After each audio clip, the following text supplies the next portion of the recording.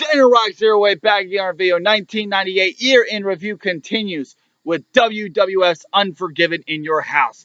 This is a red hot show coming off the heels of red hot Monday Night Raw is Wars. As I stated in my Spring Stampede review, the 84 winning streak of Nitro comes to a scratching halt when Raw is War, thanks to the big Steve Austin versus Vince McMahon match tease, basically. They beat Nitro for the first time. And it's such an incredible moment.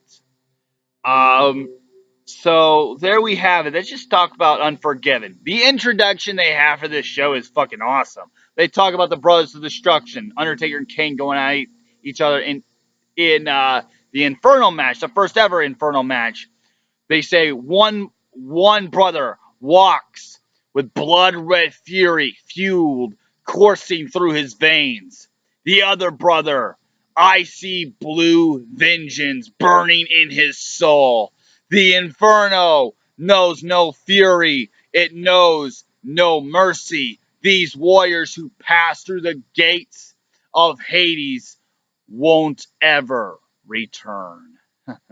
They talk about Dante's Inferno and so on and so forth. The introduction's fucking awesome. You even have Freddie Blassie talking about and doing all this fucking cool shit. The introduction, as I stated, the introductions in this time period are fucking incredible. I very much miss these type of introductions where they have a narrator over their video packages, over the story going on. Because, I do like what they did have. I do like how they have, past footage all montage together, and they had that kick-ass song. Like, everyone knows My Way with Rock and Steve Austin. Everyone knows Headstrong with the Bad Blood 2003. Everyone's familiar with Always with Saliva with Survivor Series 2002. And so on and so forth. Their WrestleMania packages are very good, but I very much miss these type of introductions. Go back and watch the introductions with WrestleMania 12 and 13 and 14 and SummerSlam 97, so on and so forth. This introduction is also very good. I miss these introductions. Anyways, we start off with Ken Shamrock, Steve Blackman, and Farouk. They defeat the Nation of Domination in a good opener. 6 out of 10. Farouk, who is no longer, he got kicked out of the Nation of Domination by The Rock. And The Rock is not the leader. He is the supreme ruler of the nation. They lose this match, however. And Farouk gets the Dominator on The Rock, which he very rarely hit. Honestly, a 6 out of 10. Triple H defeats Owen Hart to retain his European title. China is locked inside of a shark cage hanging above the ring. They used that gimmick quite a lot this year. I think a little too much. I think they used it 2 or 3 times, honestly. But this is a good match. China, thanks to someone in the back lowering the cage. And we do find out who lowered the cage. It was Road Dogg. Unlike a certain fucking ladder match at King of the Ring where we don't find out who lowered the fucking briefcase. We still don't know that. We do find out Road Dogg lowered the cage for China to get down to the floor and distract Owen and help Triple H retain his European title. 7 out of 10. The mid-card scene in this time period with WCW and WWF are fucking awesome, as I stated. You had Goldberg would be the new United States champion. You had fucking Booker T, the TV champ. Triple H, your European champ. The Rock is the Intercontinental champ. Rob Van Dam would soon become the television champion of ECW.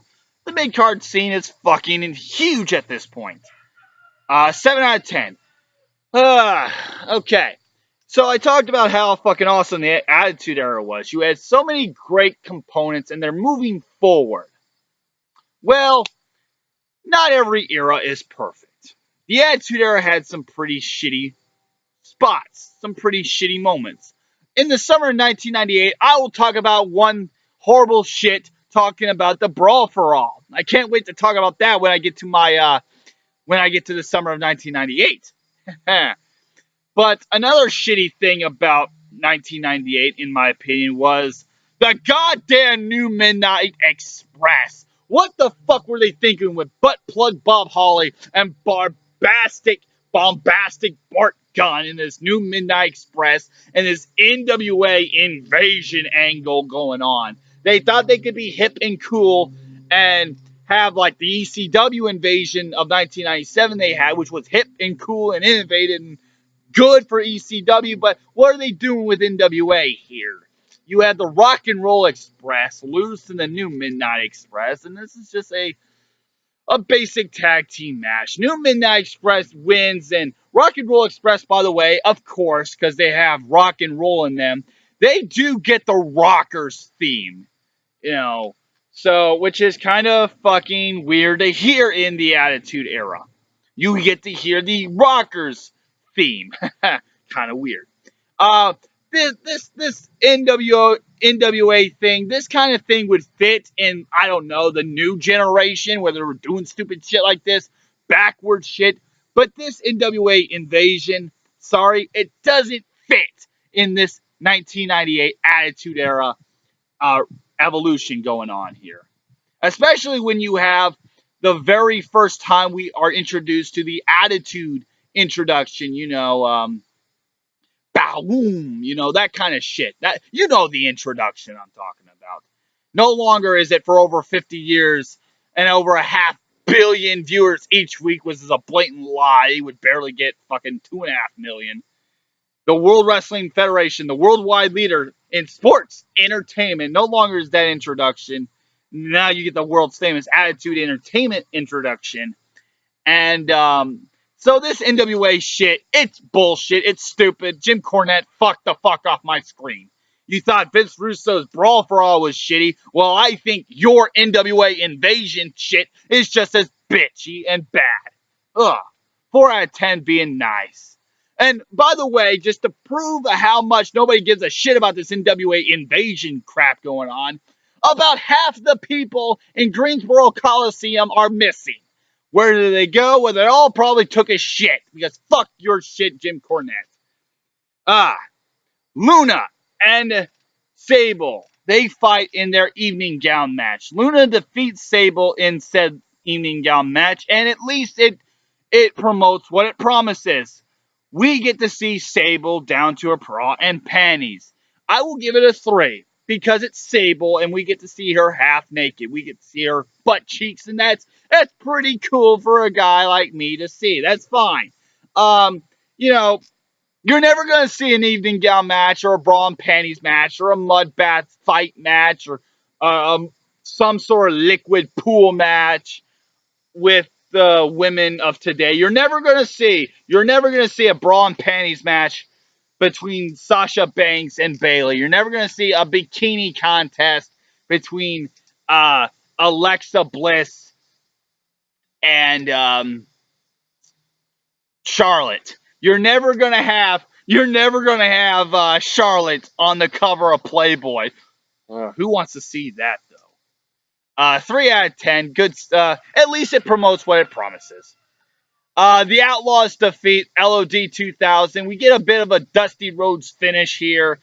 Because even Dusty Rhodes, well, let me tell you something, Daddy. I know I'm not in the World Wrestling Federation, Daddy, but let me tell you something this. LOD, I'm the master of teasing the crap out of the fans and thinking the LOD won the tag team titles. Well, let me tell you something. High times is going down here. Hard times. LOD 2000, new look, new outfits. You ain't getting the tag team titles. New Sonny as your manager.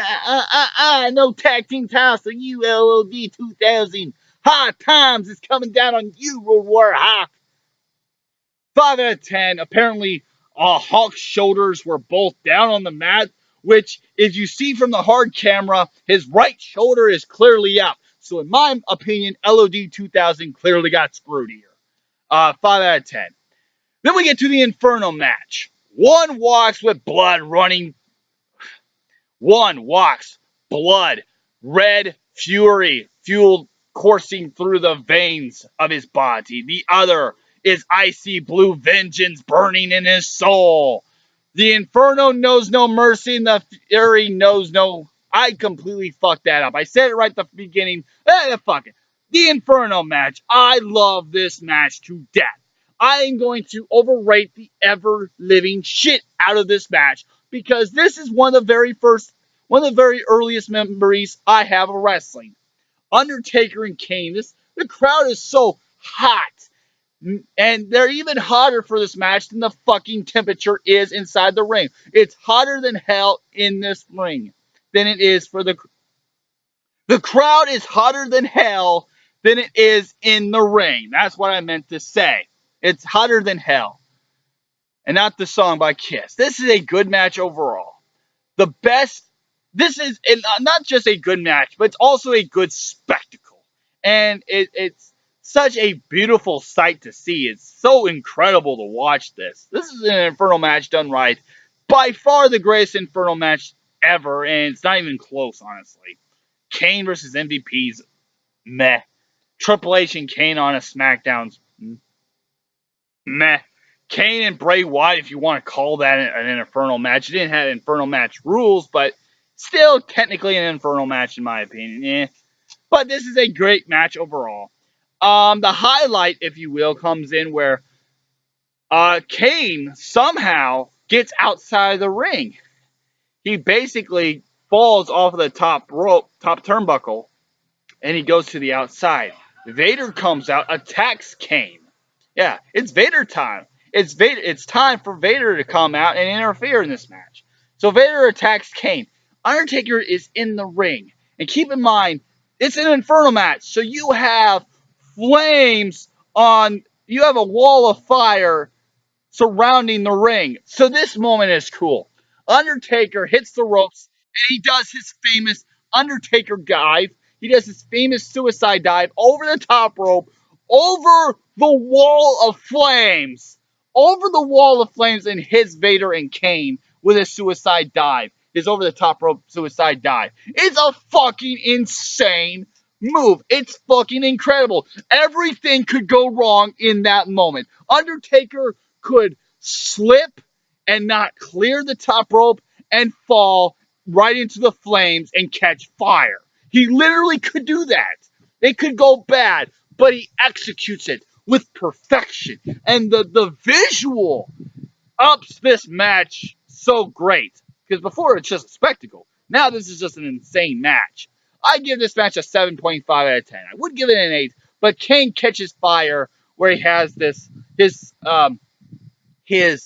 he always had one sleeve with his outfit. You know, he would have one arm that's not burnt at all, and he would have one sleeve which apparently covers his burnt arm. Later on, Kane would reveal that he isn't as burnt as we thought he was. But anyways, so his sleeve catches fire accidentally, and it's kind of a shitty way to end the match. But still, for the Undertaker dive, which could go wrong, so wrong, and could actually catch him on fire, this is a fantastic match. 7.5 out of 10, just for that Undertaker dive over the top ropes, over the wall of flames. It's fucking incredible.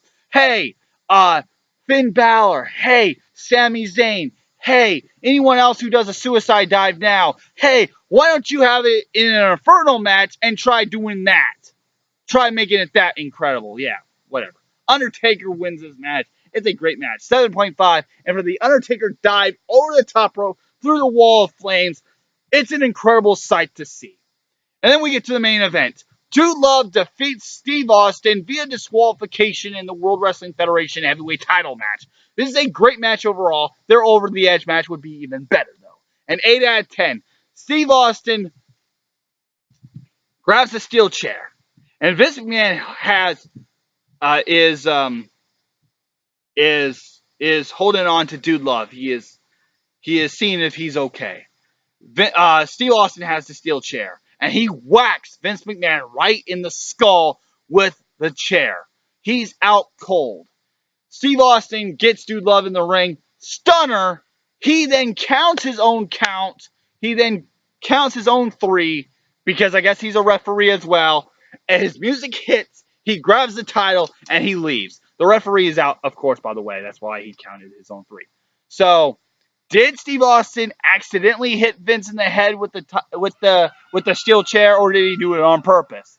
Well, he obviously did it on purpose. It didn't even look close to an accident, but still, this is a great match overall. Steve Austin gets the stunner, counts his own pinfall. Dude Love wins via disqualification, and we are also introduced to the Stooges, which is Pat Patterson and Gerald Briscoe.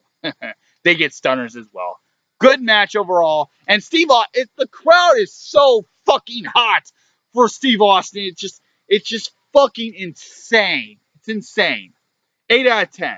Unforgiven's a good show, even though this rating may not represent it well. 5.8 out of 10, but keep that in mind, that's about 3 stars per match. I thought the opener was good. I thought Triple H and Owen Hart for the European title was good. The Inferno match, as far as a spectacle goes, it's great visually too. And the main event kicks ass. You do have the NWA invasion shit going on, Rock and Roll and New Midnight Express and Jim Cornette's fat ugly ass in there, which is fucking stupid. The evening gown match is bad, but at least it promotes what it promises.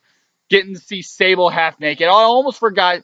Sable chases Luna underneath the ring and rips her clothes off underneath the ring. So did Luna sneak to the back? Because she's supposed to be naked underneath the ring. Does she sneak to the back, or she just stays there during the Inferno match and waits till everybody leaves? I don't know, but overall 5.8 out of 10. And I'll catch you next time when we continue 1998 year in review with Slamboree on the WCW side. With WWF, it's Over the Edge in your house. See you.